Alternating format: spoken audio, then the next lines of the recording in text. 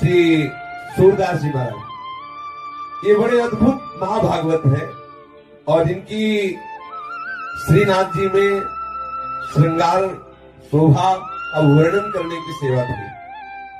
श्री सूरदास जी का प्रादुर्भाव विक्रम संवत 1535 वैशाख शुक्ला मंगलवार को दिल्ली के समीप सिही ग्राम में हुआ था।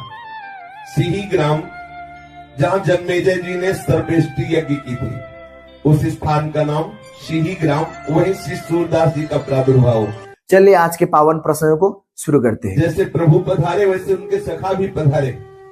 प्रभु श्रीनाथ जी के ये सब निजी परिकर है, अष्ट सखा के स्वरूप में ये महापुरुष जन जो थे वो पधारे। श्री सूरदास जी अकिंचन सारस्वत ब्राह्मण कुल में जन्म लिए, बहुत ही गरीब ब्राह्मण कुल। कोई कोई जो ये कहते हैं कि रुणकता नामक ग्राम में सूरदास जी का जन्म हुआ, वो ठीक बात नहीं है। सूरदास जी रुणकता ग्राम के पास गौ घाट पर बाद में लौट, जब वहां से आए तो यहाँ कुछ दिन रहे, तो जो लोग नहीं जानते वो कह देते हैं कि सूरदास जी का जन्म रुणकता ग्राम में हुआ, ऐसा नहीं था। और सूरदास जी जन्म से अंधे थे, अंधे ही जन्मे थे। पिता माता, जब कोई बालक होता है तो हर्ष होता है, लेकिन जब ये प्रकट हुए तो उदासी हुई। जब देखा बालक के नेत्र नहीं तो किसी को हर्ष नहीं हुआ। देखो संसार का बड़ा विचित्र स्वरूप है। जन्मांध बालक को देखकर सब उदासीन रहने लगे, कोई प्यार न करता सूरदास जी से। माता पिता परिवार का कोई नहीं, जहां पढ़े पढ़े, कभी माता को मन आया तो भले गोद में ले ले, कोई प्यार नहीं करता। श्री सूरदास जी को जब शुद्ध आई तो देखते थे कि कोई उनके समीप नहीं बैठता, तो देखते थे, क्या देखते थे, अंतर की वृत्ति से अनुभव करते कि ना माता दुलार करती, ना पिता, ना कोई भी ग्राम का, ना कोई परिवार का। भगवत प्रेरणा से बाल्यावस्था में ही इनके हृदय में दिव्य ज्ञान था। उसी समय छोटी अवस्था में ही उन्होंने एक पद गाया, स्वार्थ मीत सकल जग माही, स्वार्थ मीत सकल जग माही। ये संसार का स्वरूप है। सच्ची मान लीजिए, सच्ची मान लीजिए, आप इनके काम लायक हैं इसलिए प्यार कर रहे हैं, नहीं कोई प्यार नहीं कर रहा, मान लीजिए। बोले क्यों बार बार कहते हो मान लीजिए? नहीं, बाद में पछताना पड़ेगा। अंत ही तो ही तजेंगे पामर, तू न तजय बहीते, मन पछतई है और शर्मी। इतना पिता स्वार्थी कि कभी गोद में नहीं लिया सूरदास जी को, कभी दुलार नहीं किया, कभी माता ने प्यार नहीं किया, कभी कोई पास नहीं बैठता। अब आप विचार कीजिए जरा, सब उपेक्षा। अच्छा, इस उपेक्षा का लाभ हुआ सूरदास जी को। हर समय बस एक बात हुई कि मुझ अंधे का तो एक ही सहारा है, श्री कृष्ण, श्री कृष्ण, श्री कृष्ण, श्री कृष्ण। यह है कृपा। हम तो चाहते हैं सबके ऊपर ऐसी कृपा हो, सबके ऊपर ऐसी। अरे वो आंख से अंधे थे, हम तो दिमाग से अंधे हैं। जो हमें प्यार नहीं कर रहे उनको भी कहते हैं कि हमें प्यार कर रहे हो, अपना जीवन हम व्यर्थ में नष्ट कर रहे हैं। अब उनके हृदय में बार बार निकलने लगा, हा कृष्ण, हा कृष्ण। ये बहुत कृपा है, भगवान ऐसी कृपा करे, सब जगह से ठोकर मिले, तुम्हें सब जगह अपमान मिले, सब तुम्हें छोड़ दे, फिर सबका मालिका के हाथ मिला ले। सच्ची बात है। सुनेरी मैंने निर्बल के बदला, जिसका कोई नहीं होता मेरा ठाकुर उसको दुलार करता है। सूरदास जी का जो प्रथम चरण जीवन का बाल्यावस्था बड़ा दुखद, कोई प्यार नहीं करता। कभी याद आ गई तो माँ उपेक्षा पूर्वक रोटी दे देती, नहीं सभी मनाते थे मर जाए तो अच्छा है। उनको दिखाई तो देता नहीं कहाँ शौच जाना है, क्या करना है। अब आप थोड़ी देर आंख मूंद के ऐसा भाव करें कि जिसकी आंखें ना हो उसको कितना कष्ट होता है। सोचो आप, थोड़ी देर आप भावना करें, आप अपनी आंखें मूंदे, फिर सोचें, चल के देखिए, खाने पीने की, उठने बैठ, आप सोचो कितना भयानक। और फिर कोई प्यार ना करे, और कौन प्यार करेगा? सब स्वार्थी। आप देख लीजिए, प्रगट में इस महापुरुष के जीवन में देख लीजिए, सूरदास जी के हृदय में बड़ा बड़ा एक व्याकुलता जनित दुख उदय हुआ कि कोई मुझे प्यार नहीं कर रहा। उसी समय सूरदास जी ने इस पद की रचना की, सुनेरी मैंने निर्बल के बलराम। आहा, जो हार गया अंदर से उसके लिए सहारा क्या है? हरिनाम। हो जो हरिनाम है अगर हृदय में चल रहा तो महाबल है। आप निश्चित समझ लो वो हरि को भी अधीन करने की सामर्थ्य रख लेता है। औरों की तो बात जाने दो। सुवीर पवन सुत पावन नामो अपने बस कर राखे रामो। श्री सूरदास जी की 6 वर्ष की अवस्था है। एक दिन इनके पिता को किसी धनवान यजमान ने अपने यहाँ बुलाया पांडित्य कर्म के लिए। सारस्वत ब्राह्मण थे, कुछ उपरोहित कर्म किया तो उसने 2 मोहरें दी। बड़े प्रसन्न हुए, आए और समस्त परिवार से कहा कि भाई आज तो हमारे भाग्य खुल गए। सूरदास जी के पिताजी ने आज जजमान ने 2 मोहरें दी है और अब महीनों के लिए खूब खाने पीने के लिए हो गया। 2 मोहरें मिली हैं। बहुत सुंदर कपड़े में उसे लपेट करके ताक में रख दिया। अब संयोग की बात की रात में चूहा घुस गया और ताक में कपड़े में लपटी जो 2 मोहरें थी वो ले गया और छत में अपने बिल में रख दिया जाके। जब प्रातः कालीन पिताजी सूरदास जी के गए और ताक में देखा तो कपड़ा नहीं, मोहरे नहीं, बड़े दुखी हुए। अब तो छाती पीट पीट के रोना शुरू कर दिया। अब सूरदास जी ये सुन रहे हैं। सूरदास जी ने पिता को समझा, क्यों विलाप कर रहे हो? कृष्ण नाम से बढ़कर कोई मोहरे होती है क्या? अब तो सब का सब रोज सूरदास जी के ऊपर उतर गया। उनकी माता, उनके पिता गई, तू अभागा, जब से जन्मा तब से हमारे घर में विपत्ति ही विपत्ति है। ना तू भागता है ना तू मरता है, ऊपर से हमें समझा रहा है। सब सूरदास जी को कोसने लगे, बरस पड़े सूरदास जी के ऊपर। अरे अभागे, तू जिस दिन से जन्म लिया हमारा चैन खो गया, दुख ही दुख। सूरदास जी चुप हो गए। अंदर ही अंदर कृष्ण नाम रटने लगे कि प्रभु आपकी बड़ी विचित्र लीला है। सूरदास जी जब देखा कि सब गाली वाली दे के शांत हुए तो बोले, देखो आप इतना मोहरों से प्रेम करते हो, अगर मैं आपकी मोहरे बता दूं कहां है तो बोले तुमने चुराई? बोले नहीं नहीं चुराई नहीं, लेकिन मुझे पता है। तो बोले जब चुराई नहीं तो तुझे पता कैसे? बोले मुझे दिखा रहे हैं। बोले तेरे नेत्र नहीं है। बोले जो मेरे नेत्र नहीं है उन नेत्रों से उन्हें दिखाई दे रहे, मेरे जो नेत्र है वो तुम्हारे नहीं है। मैं उन नेत्रों से देख के बता रहा हूं, पर एक शर्त है, हम आपकी मोहरे बता देंगे जहां छुपी हुई है, पर फिर हम घर से निकलेंगे तो आप हमें रोकोगे नहीं। वो ऐसे ही उनसे प्यार नहीं कर रहे थे कोई। अरे बोले भैया तुम मोहरे बताओ, अभी जा, बता कहां रखी है। श्री सूरदास जी ने कहा ऊपर छत में जाइए, चूहे का बिल है, बिल के अंदर जाकर के उसे थोड़ा खोदिए। चूहा ले गया और वही है। पिताजी और परिवार के लोग भाग के गए। जब वहां गए तो ठीक जैसा सूरदास जी ने कहा था वैसे ही वो मोहरे मिल गए। अब लौट के आए, सूरदास जी ने कहा अच्छा तो अब हम चले। तो उनको लगा बेटे में चमत्कार है। तब उन्होंने कहा कि भाई अब तुम हमें छोड़ के कैसे जा? अभी कह रहे थे मर क्यों ले जाता, भागे। 2 मोहरे मिल गई तो अब गले लगा के, रे भाई तुम कैसे हमें छोड़ के जाओगे, हम तुम्हारे बिना कैसे रहे? सूरदास जी अंदर ही अंदर मुस्कुरा रहे, अरे स्वार्थी संसार। तो वो कहा नहीं नहीं पिताजी अब आज्ञा कीजिए, अब हम तो जा रहे हैं। श्री सूरदास जी घर से राह में उनको छोड़ दिया गया। धीरे धीरे चल रहे हैं, 4 कोस पैदल चले। तो जो नई अवस्था है, आंखों से दिखाई नहीं दे रहा है और ये केवल बाहरी प्रेम के 2 शब्द बोले थे पिताजी ने, अरे रुक जाओ काहे को जा रहे? वो भी जो मोहरे मिल गई नहीं, अभी पहले कह रहे थे मर जाए। अच्छा ये बिल्कुल सच्ची मानो, बहुत धोखे में हो यदि आपको लग रहा हो तुम्हें कोई प्यार कर रहा है। बिल्कुल बिल्कुल सावधान सावधान, तुम्हारे समय को नष्ट किया जा रहा है। बहुत कम समय है, सच्चिदानंद प्रभु से प्यार कर लो।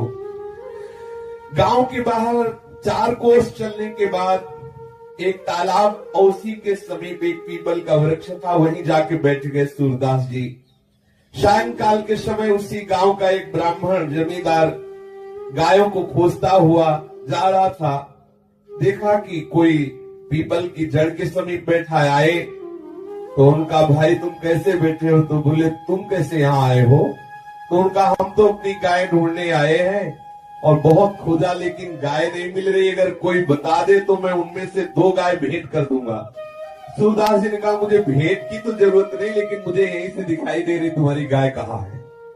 उनके अंतर के नेत्र देखो, अंदर से जब भजन होता है तो दिव्यता आ जाती है। ये तो खैर महापुरुष जन ही है, वैसे भी अंदर से जब भजन होता है तो सब भागवतिक, जैसे प्रभु के लिए भूत भविष्य वर्तमान का भेद नहीं, हम जीव के लिए है।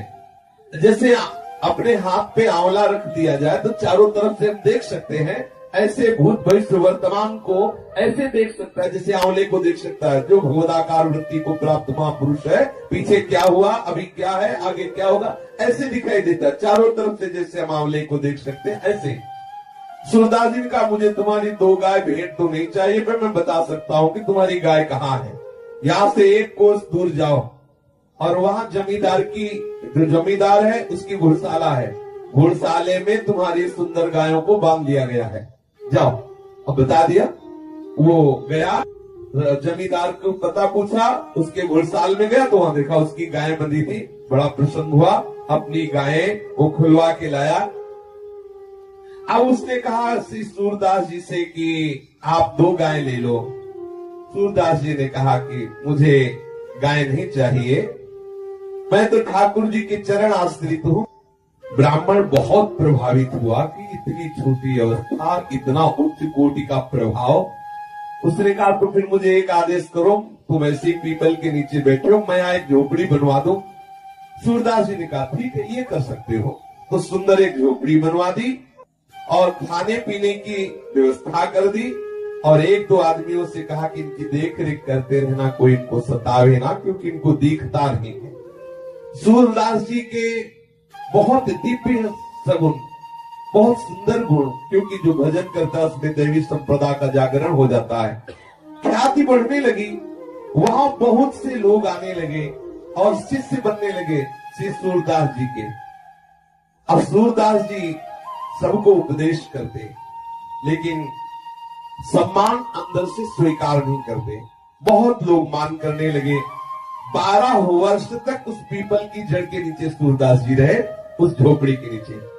एक दिन रात्रि में सहसा सूरदास जी के मन में विचार आया था कि आए थे हरिभजनन को औटेला के पास, यहाँ तो बहुत लोग शिष्य बन गए, बहुत भीड़ हो गई, हमारा एकांत भंग हो रहा है, अब मुझे हटना चाहिए यहाँ से। हमारी मूढ़ता देखो, मैं इसमें सुख मान रहा हूँ, मैं अपने लक्ष्य को भूल गया, सब कुछ त्याग करके एक वस्त्र शरीर में धारण करके वहां से चल पड़े। बिना विश्राम किए पूछते हुए फिर विश्राम घाट में आए, मथुरा में विश्राम घाट में, और यहाँ कुछ दिन घाट में रुके रहे। फिर यहाँ से रुणकता ग्राम के निकट यमुना घाट पर पहुंचे, जिसे गौ घाट कहते, वहां रहने लगे। सूरदास जी का बड़ा ही सुंदर गला था, गान करने में बहुत ही सुंदर स्वर था, और विचार शक्ति बहुत तीव्र थी, भगवत भक्ति महान। इन सब सद्गुणों से गौ घाट में भी भीड़ लगने लगी। गौ घाट में भी ब्रजवासी जन और बाहर के लोग आकर के इनके सामने बैठते, भगवत चर्चा करते। बहुत तो शिष्य हो गए। ये जन समाज में स्वामी जी के नाम से जाने लगे, स्वामी सूरदास जी। जिन दिनों श्री सूर स्वामी गौ घाट पर अपना निवास बनाए हुए थे, उसी काल में श्रीमद वल्लभाचार्य जी महाप्रभु भक्ति मार्ग की अद्भुत प्रकाश को फैला रहे थे। दक्षिण के शास्त्रार्थ में विजय के कारण सभी उनके लोहा मानते थे। संवत 1567 में श्री वल्लभाचार्य जी जब अपने बहुत से सेवकों को साथ लिए हुए प्रयाग के पास एक स्थान है, वहां से ब्रज आ रहे थे, तब श्री महाप्रभु का गौ घाट में पड़ाव पड़ा। सब लोग श्री यमुना स्नान करके नित्य कृत्य से निवृत्त होकर के रसोई बनाने में लगे। एक सेवक ने सूरदास जी को वृत्तांत सुनाया कि कोई बहुत बड़े महापुरुष पधारे हुए हैं गौ घाट में ही, शायद उनका नाम श्रीमद वल्लभाचार्य जी है, ऐसा बताया। सूरदास जी बोले, मेरे हृदय में कुछ हो रहा है, ऐसा लग रहा है कि मैं जिनकी खोज कर रहा था वो आ गए, मुझे उनसे मिलाया जाए। सुखपूर्वक जब विराजमान हो आचार्य चरण, तो मुझे बताया जाए, सावकाश मिलने पर मैं उनके सामने जाकर के प्रणाम करना चाहता हूँ। एक सेवक ने ऐसा ही किया। जब देखा कि आचार्य चरण आराम से विराजमान है, सूरदास जी से कहा कि अब बहुत बढ़िया अवसर है, शीघ्र चलिए। सूरदास जी सेवक के साथ गए।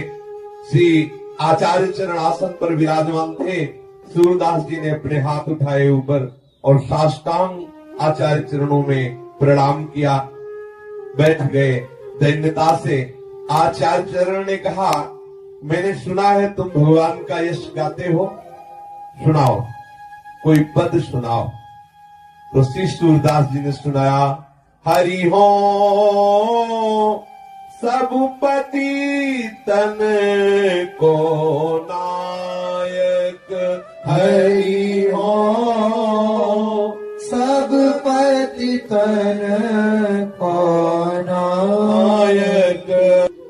सूरदास जी महाराज जी ने आचार्य चरण को एक पद सुना। आचार्य चरण कुछ नहीं बोले, तो सूरदास जी को लगा कि दूसरा पद सुनाए, क्योंकि जब तक जैसे महापुरुष बोले कि सुनाइए, तो जब तक वो ये ना कहने कि रुक जाइए, तब तक सुनाते ही रहिए, अपनी तरफ से नहीं। ये गुरुजनों का जो सेवक का स्वरूप है कि अगर उनका सुनाओ तो जब तक या तो वो ग्रंथ खत्म हो जाए तो फिर हम इंतजार करेंगे कि वो आदेश क्या कर रहे हैं, नहीं तो हम सुना ही रहे जब तक वो रोक न दे। अगला पद सुनाना प्रारंभ किया सूरदास जी ने, प्रभु हो सब पति तन कोटि को, प्रभु हो सब पति तन कोटि को। अब आचार्य चरण बोले। श्री वल्लभाचार्य जी ने मुस्कुराते हुए कहा, तुम्हारा नाम सुना था कि सूर है। सूर माने होता है बलवान। ये घिघियाना कब बंद करोगे? ये होता है प्रेमी जनों को महिमा, उन्होंने सूर माने बलवान होता है। तुम्हारा नाम तो सूर है, ये घिघिया रहे, कब तक घिघियाते रहोगे? कब तक दीन बनकर ऐसे रोते रहोगे?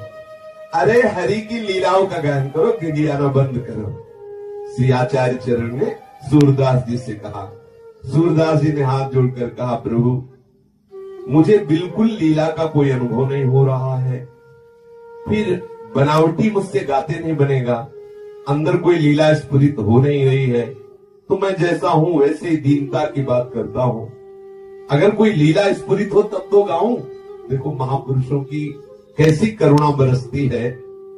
श्री महाप्रभु जी ने कहा कि तुम्हारे अंदर दिव्य दृष्टि का संयोग है, चिंता मत करो, अभी खुल जाएगी। जाओ यमुना स्नान करके आओ। चाबी है आचार्यों के पास। वो तो नरवाहन प्रभु निहार लोचन भरे घोषनार, घोर पापाचरण करने वाले को भी प्रभु निहार लोचन भरे घोषनार, नख सिख सौंदर्य काम दुख निकरने नहीं। आहा, वो चाहे तो घोर पापात्मा को एक सेकंड में निकुंज के दिव्य लीला विलास में प्रवेश करा दे, सामर्थ्य आचार्यों में। आचार्य चरण ने कहा, अच्छा जाओ यमुना स्नान करके आओ, हमारी लीला का भी अनुभव हो जाएगा। सूरदास जी प्रणाम करके तत्काल गए, स्नान किया यमुना जी में, फिर श्री आचार्य चरणों में उपस्थित हुए। आके श्री महाप्रभु जी ने श्री सूरदास जी को विधि पूर्वक अष्टाक्षर मंत्र की दीक्षा देकर ब्रह्म संबंध कराया। तत्पश्चात श्रीमद् भागवत दशम स्कंद की अनुक्रमणिका सुनाई। गुरु कृपा हुई। जे ही सदगुरुदेव के द्वारा मंत्र ब्रह्म संबंध और कृपा हुई तो सूरदास जी के हृदय में महान प्रेम लक्षण भक्ति का प्रादुर्भाव हुआ। प्रेम का संचार होते ही दिव्य लीलाएं प्रकट होने लगी। आहा, प्रभु की दिव्य लीलाएं स्फुरित होने लगी। महाप्रभु जी ने पूछा, कहो सूरदास, कुछ सूझ रहा है अंदर से, कुछ समझ में आ रहा है, कुछ दिखाई दे रहा है? सूरदास जी बोले, जय जय, पूरा का पूरा दिखाई दे रहा है। आपकी गोद में श्री लालजू महाराज खेल रहे, मैं देख रहा हूं। सूरदास जी कह रहे हैं आचार्य चरण से, आपकी गोद में लालजू खेल रहे हैं, अद्भुत नील कांति है, श्याम रंग ऐसा है कि हमारी वाणी में सामर्थ्य नहीं बता सकूं, और वो बालक मेरी तरफ देख करके कुछ बोल रहा है। महाप्रभु जी ने मुस्कुरा के कहा, तो अब सुनाओ, अब लीला का कोई पद सुनाओ। तो श्री सूरदास जी ने पहला पद लीला का सुनाया। चकैरी चली प्रेम सरोवर, जहाँ न प्रेम वियोग। छकई चली प्रेम सरोवर, जहाँ न प्रेम वियोग। श्री सूरदास जी ने इस पद को पूरा करके सुनाया। फिर आनंद मगन होकर ब्रज भयो महर के पूत, जब यह बात भयो महर के पूत, जब यह बात सुनी। ये बधाई का लालजू का प्रादुर्भाव हुआ है, अद्भुत नंदोत्सव मनाया जा रहा है। ये लीला देखी, ये पद गायन करके श्री आचार्य चरण को सुना। महाप्रभु बहुत प्रसन्न हुए, बोले सूरदास जी अब तुम्हारा लीला में प्रवेश हो गया है, अब तुम्हारे हृदय में दिव्य दिव्य नवीन लीलाएं श्री लालजू की प्रकट होती रहेंगी। आचार्य प्रभु ने इन्हें 3 दिवस गौ घाट में रुक करके सुबोधनी, पुरुषोत्तम सहस्त्र नाम ये सब श्रवण कराया, जिससे इन्हें संपूर्ण भागवतों के रहस्य का परिज्ञान हो गया। सूर सागर में श्री सूरदास जी ने भागवत के 12 स्कंधों का तात्पर्य और भी अन्य प्रसंगों का वर्णन किया। श्रीमद वल्लभाचार्य जी ने श्री सूरदास जी को साथ में ले लिया और फिर गौ घाट से ब्रज को प्रस्थान किया। सर्वप्रथम महाप्रभु जी ने शिव साथ में लाकर सूरदास जी को गोकुल के दर्शन कराए, गोकुल में लाए और कहा सूरदास प्रणाम करो, ये लालजू का गांव है गोकुल। सूरदास जी ने जे ही प्रणाम किया तो दिव्य गोकुल के दर्शन होने लगे। बाहरी नेत्र नहीं है, पूर्ण वो जो लालजू का दिव्य गोकुल है, दिव्य गोकुल का दर्शन हुआ। सूरदास जी के रोम रोम खड़े हैं, हृदय आनंद से नाच रहा है कि गुरु कृपा कितनी महा महिमा में होती है, जो अनंत जन्मों के साधनों से बात नहीं बनती, गुरु कृपा से कितने शीघ्र वो दिव्य गोकुल का दर्शन। श्री सूरदास जी गोकुल को बार बार प्रणाम कर रहे हैं, वो दिव्य रूप गोकुल का दर्शन किया। प्रणाम करते ही गोकुल की समस्त लीलाएं स्फुरित हो गई। गोकुल में जो जो लीलाएं ठाकुर जी ने की वो सब सूरदास जी के हृदय में स्फुरित हो गई। आचार्य चरण को गा के सुनाने लगे, देखो कितने सुंदर लालजू है। शोभित कर नवनीत लिए, शोभित कर नवनीत लिए। श्री आचार्य वल्लभाचार्य जी को ये सुंदर स्वरूप का गान करके सुनाया सूरदास जी ने। महाप्रभु वल्लभाचार्य जी बहुत प्रसन्न हुए और कहा सूरदास जी तुमको एक सेवा देते हैं। हमारे ठाकुर जो गोवर्धन नाथ श्रीनाथ जी हैं, इनको रोज तुम इनका यश सुनाओगे, इन्हें कीर्तन सुनाओगे और इनकी शोभा से युक्त जो पद है उनकी रचना करके तुम इनको सुनाओगे, ये हम तुम्हें सेवा देते हैं। और सूरदास जी को गोवर्धन ले आए, श्री श्रीनाथ जी का दर्शन किया सूरदास जी ने। देखो सूरदास है और दर्शन कर रहे श्रीनाथ जी का, और ऐसे चतुर दर्शन करने वाले कि छोटे से भी श्रृंगार को नहीं छोड़ते, एक एक श्रृंगार का, एक एक पत्रावली का, एक एक चेष्टा का दर्शन करते हैं। श्रीनाथ जी के सामने जब श्रीनाथ जी का दर्शन किया तो हाथ जोड़कर कहने लगे कि हे श्रीनाथ जी, अब हो नाथ्यो बहुत गोपाल। सूरदास जी ने श्रीनाथ जी के सामने ऐसा विनय युक्त पद गान किया। श्री सूरदास जी का ये दैन्य देखकर महाप्रभु वल्लभाचार्य जी बहुत द्रवित हुए। बोले सूरदास जी, तुम्हारी अविद्या की क्या बात है, जो तुम्हारा आश्रय ले लेगा उसकी अविद्या दूर हो जाएगी। अब देखो तुमने श्रीनाथ जी का दर्शन कर लिया, अब तुम ये बाहरी दीनता का त्याग कर दीजिए और प्रभु की लीला का ज्ञान कीजिए। उसी दिन से सूरदास जी दैन्य के पद बंद कर दिए और श्री ठाकुर जी को प्रातःकालीन मंगला से लेकर शयन तक के पद सुनाने लगे। जो आठों कालीन प्रभु की दिव्य दिव्य श्रृंगार में ही दिव्य दिव्य लीलाएं हैं, उनको गा गा करके सुनाते। कभी कभी उपदेश के पद भी गाते।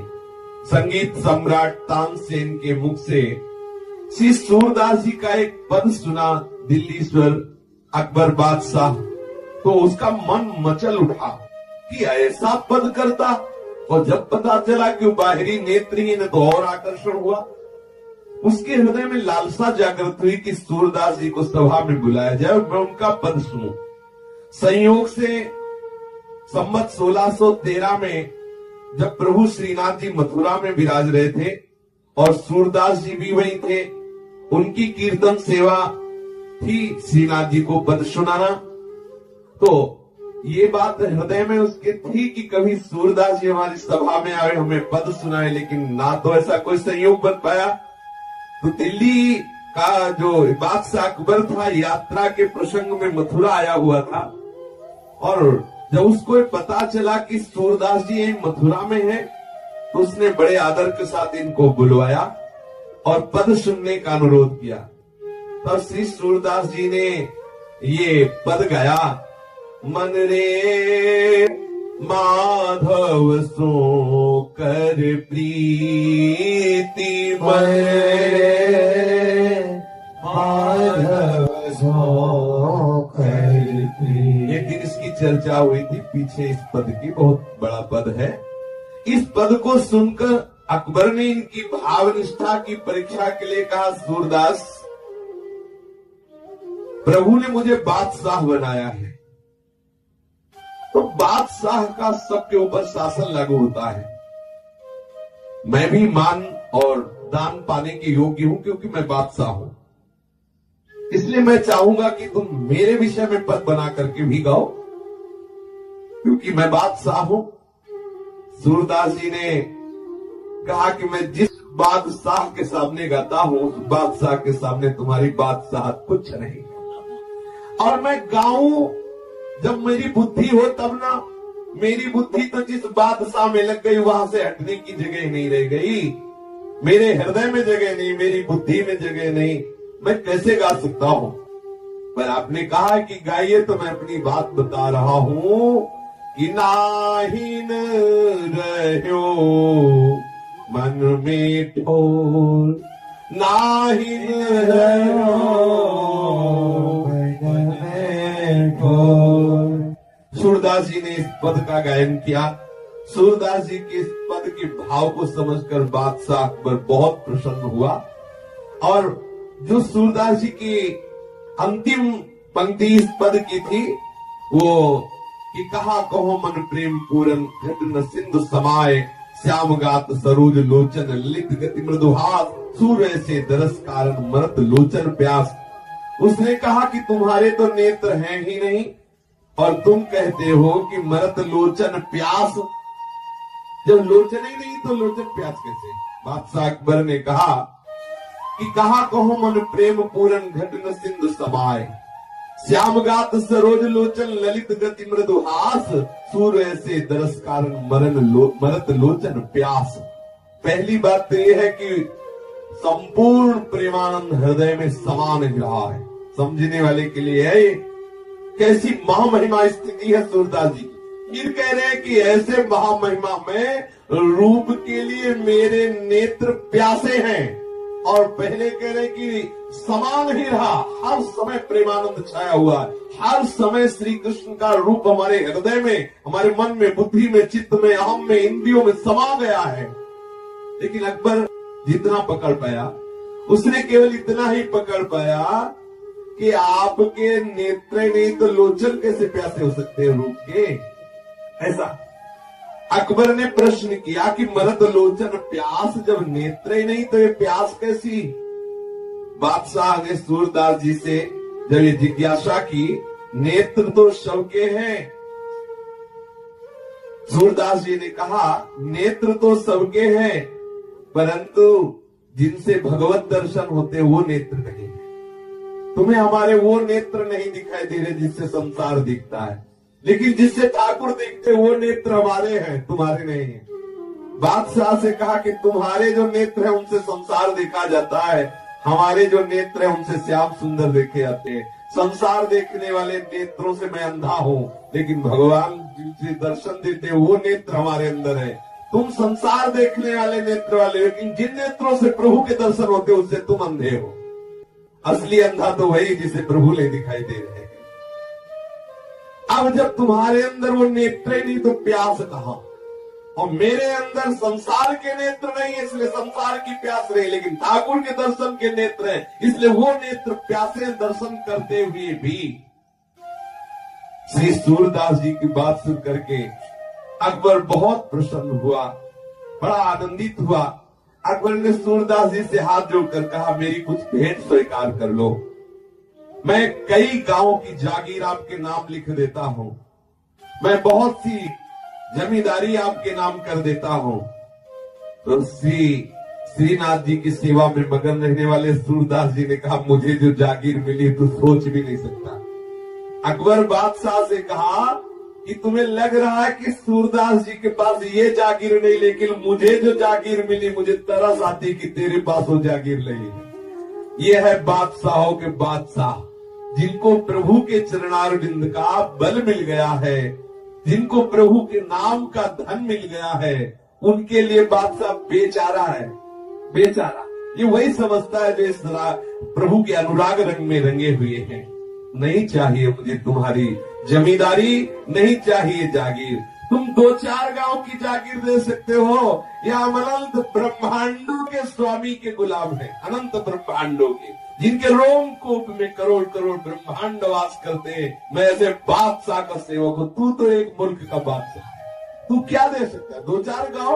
अब सोचिए, श्री सूरदास जी के इस भाव को सुनकर, इस बात को सुनकर के झेप गया अकबर बादशाह, और वो भी भगवत चरणारविंद का स्मरण करने लगा।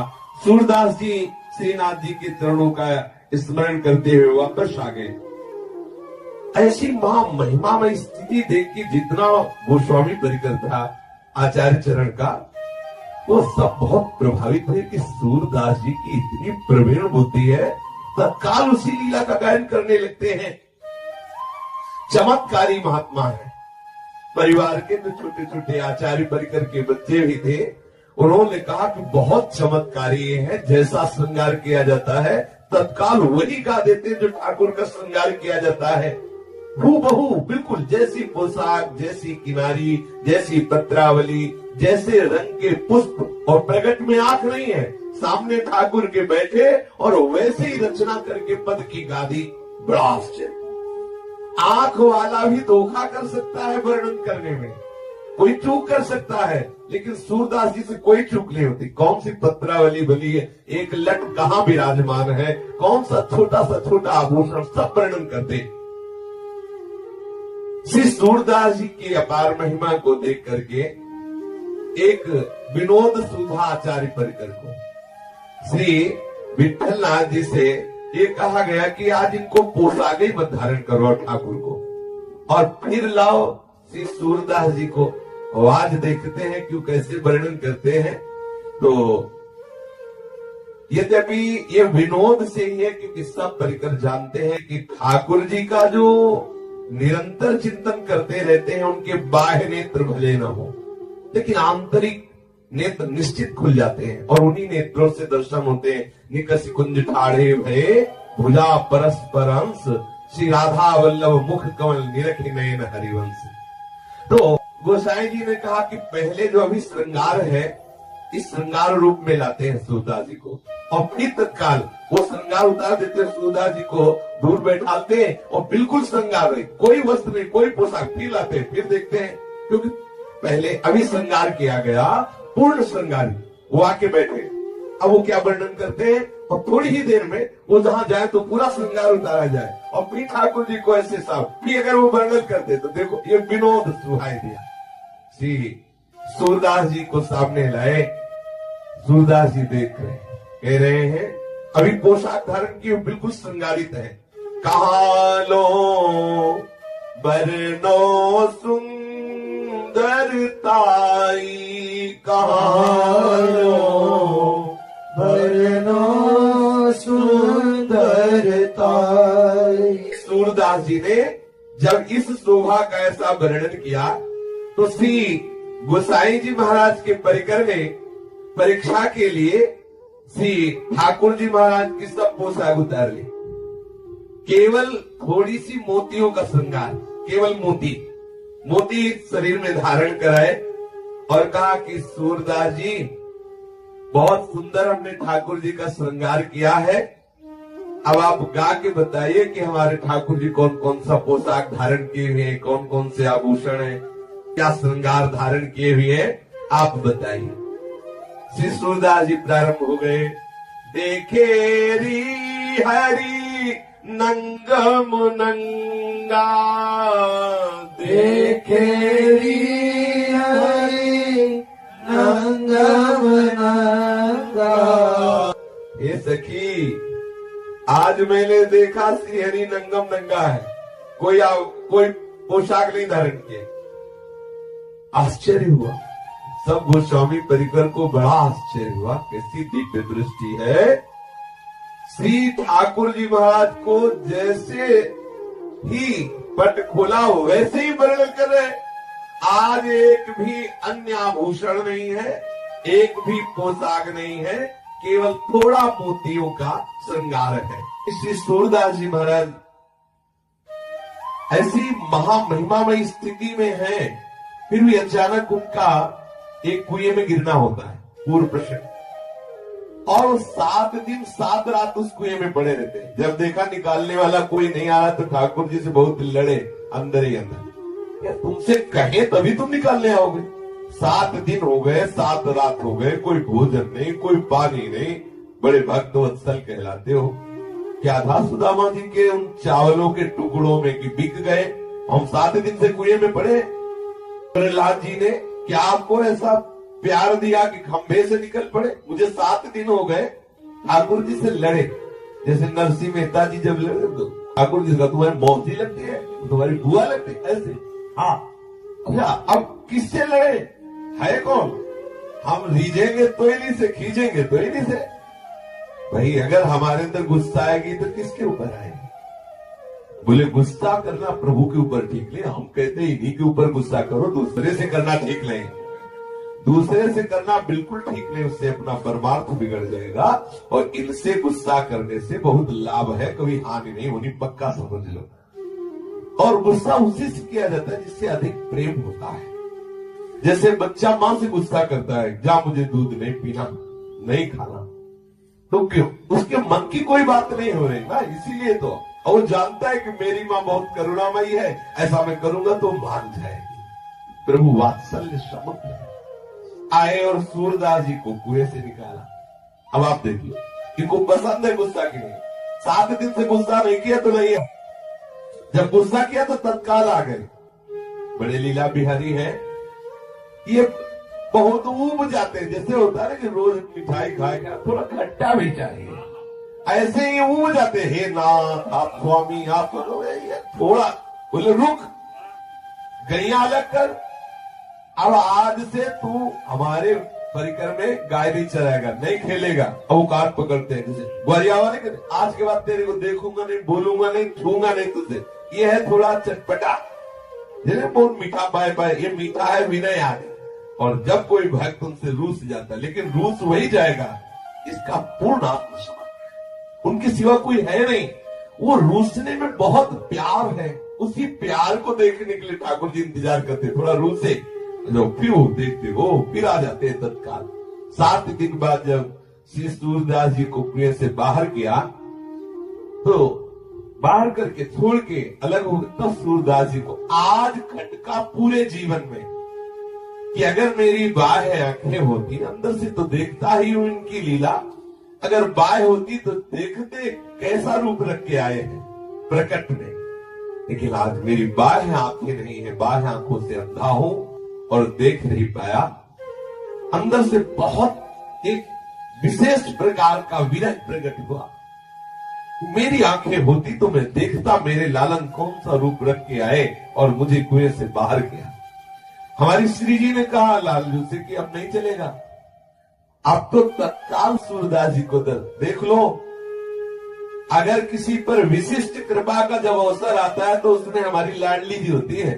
इसलिए हमारे माई श्यामा जी को लाड अपने वृंदावनवासी छाती फुला के चलते हैं हमारे माई श्यामा जी को, और ये फूली ही रहेगी। ऐसे काटना शुरू हो जाए ना तो भी ये फूली रहेगी। ये कोई ऐसे नहीं कि मिल रहा है तो फूली, नहीं मिला तो वो गैस निकल गई, ऐसी गैस नहीं है। हाँ, ये मोक्ष मिलने पर भी फूलन नहीं होती। हम जिस फूलन की बात कर रहे हैं ये फूलन मोक्ष मिलने पर भी नहीं होती, ये कसक मोक्ष में भी नहीं है। ये आनंद, ये सुखानुभूति, ये महामहिमा में गर्व मोक्ष में भी नहीं। हमारे माई श्यामा जी कैसी लाडली जी हमारी कृपा। लाल जी से कहा चलो सूरदास जी के पास चलो और हम दोनों मिलके उनको दर्शन देते हैं। लालजू ने कहा कि नहीं रहने दीजिए। लालजू ने कहा नहीं, तुम श्री जी ने कहा नहीं अभी। गलबैया दिए नजदीक गए। अब सुना के लालजू सूरदास जी को महान सौभाग्य प्रदान करने के लिए कह रहे किशोरी जू इस अंधे के नजदीक मत जाना, क्योंकि अंधे की बहुत जोर की पकड़ होती है, आपके चरणों को पकड़ लेगा तो छोड़ेगा नहीं। मतलब लालजू अपने अमृत में वचन से सूरदास जी को संबोधित कर दिया कि सखा चूकना मत, प्यारी जू पधारी है कृपा करने के लिए। अब प्यारी जू आपके ऊपर महाप्रेम रस की वर्षा करने के लिए पधारी, चरण पकड़ ले। तो लाडली जू ने कहा हम तो जाएंगे नजदीक, बहुत प्यारी है। बोले हम तो जाएंगे। अब सुंदर प्रेमामृत की वर्षा करने वाले नूपुरों को झनकारती हुई करुणामयी किशोरी सूरदास जी के सामने गई। श्री लालजू ने कहा कि प्यारी जू आप तो बिल्कुल सामने पहुंच गई और ये सूरदास पकड़ ही लेगा। संबोधन करेंगे सूरदास जी बिल्कुल सामने आ चुकी है लाडली जू पकड़। अब ऐसे नहीं कह रहे तो ऐसे कह रहे कि प्यारी जू आप तो बिल्कुल सामने नजदीक पहुंच चुकी है, ये सूरदास पकड़ लेगा। तत्काल सूरदास जी ने प्यारी जू के अत्यंत प्रेमामृत समुद्र का प्रवाह करने वाले कोमल सी चरणारविंदों का स्पर्श किया। सत प्रेम सिंधु मकरंद सौग धारा सारा नगस महिता सर्वदा स्वीति। सच्ची मानिए अपार भाग्यशाली महामहिमाशाली वो है जिनको हमारी प्यारी जू के चरणों का आश्रय हो गया। मेरी लाडली जू, मेरी किशोरी जू, सब सत्संग का पूर्ण सार यही है, जिसने इन गोरे चरणारविंदों को अपना जीवन समर्पित कर दिया। सूरदास जी प्यारी जी के चरणों का स्पर्श प्राप्त करते ही विकल हो गए। अब श्री लालजू ने इशारा किया लाडली जू से, लाडली जू ये तो भाव में डूब रहे, अब अपने श्री चरण आप हटा लीजिए। तो जे भी प्यारी जू ऐसे चरण हटाए तो श्री जी की ही इच्छा से सूरदास जी का हाथ श्री लाडली जू के श्री चरणों के नूपुर में एक पेच पे पड़ा और तत्काल वो पेच ढीला होके खुल गया और नूपुर हाथ में आ गए। श्री लाडली जू के श्री चरण का एक पैंजनी, एक नूपुर श्री सूरदास जी के हाथ में आया। अब श्री जी थोड़ा दूर हुए। श्री जी ने कहा कि सूरदास ये मेरे चरण का नूपुर है, मुझे दे दो। बोले आंखों से अंधा हूं, कैसे जानूं कि आपके ही श्री चरणों का नूपुर है? जब दूसरे श्री चरण में नूपुर देखूं और मिलान करूं कि आपके ही श्री चरणों का है तो मैं अपने हाथ से पहना दूंगा। मैं देखना चाहता हूं कि आपके ही श्री चरणों का है कि नहीं। लाडली लाल की तरफ देखी, लालजू लाडली की तरफ देखे, दोनों के इशारे में बात तय हो गई और लाडली जू ने जे ही श्री सूरदास जी के नेत्रों का स्पर्श किया, उनके नेत्र खुल गए। देखा सामने प्रेम समुद्र का सार श्री हमारी लाडली जी। ओह कैसी अद्भुत सौंदर्यता प्यारी जी की है। इसी सौंदर्यता में अखिल लोग चूड़ामणि श्री लालजू महाराज, जिनके सौंदर्य को देखकर, लावण्य को देखकर करोड़ों काम मूर्छित हो जाते हैं, ऐसे लालजू जिन सौंदर्य समुद्र स्वामिनी में आसक्त है, उनकी सौंदर्यता का कैसे कोई वर्णन करे। जो को कोटि कलप लगे जीवे, कोटि के रसना पावे, तऊ रुचिर बदनार बिंद की शोभा कहे। कैसे कोई प्यारी जू का सौंदर्य वर्णन करे। श्री लाडली जी के सौंदर्य को देख करके और लालजू के लावण्य को देख करके क्या दशा हुई होगी इस महापुरुष के हृदय में, कोई कैसे वाणी से वर्णन करे। विकल हो रहे सूरदास जी। प्रिया प्रीतम थोड़ी देर सूरदास जी के से आनंदमयी दशा का अवलोकन करके आह्लादित हो रहे हैं और सूरदास जी प्रिया प्रीतम की रूप माधुरी को देखकर चके जा रहे हैं। फिर प्रिया अर्जुन ने कहा कि सूरदास आज हमारी इच्छा है, तुम कुछ मांग लो, मांगो, तुम्हारी जो रुचि हो मांगो। सूरदास जी ने कहा कि मानो अंदर से कहा कि जिसके आप स्वामी हो उसे मांगना क्या बकाया रह जाता है, जिसके आप स्वामी हो। पर आपने आदेश किया मांगो तो आप हमें देंगी। लाडली जी ने कहा कि तुम्हें कोई संशय है कि आप मांगोगे और मैं दूंगी नहीं? ऐसा क्या है जो तुम मांगो हम देना? सूरदास जी ने कहा तो मुझे पुनः अंधा बना दो। लाडली जी, जिन नेत्रों ने इस रूप को देखा अब वो नेत्र किसी और को न देखे, इसलिए मेरे नेत्र जैसे पहले थे वैसे ही कर दो। प्रिया प्रीतम विकल हो गए सूरदास जी की भावना को देखकर, इस प्यार को देखकर। तब काल सूरदास जी के जो बाह्य ज्योति प्रकट हुई थी नेत्रों की, वो अंतर ज्योति में प्रकाशित हुई। श्री सूरदास जी के सामने जिन प्रिया प्रीतम की अद्भुत दिव्य झांकी प्रकट हुई थी, उसी रूप में मगन होकर के सूरदास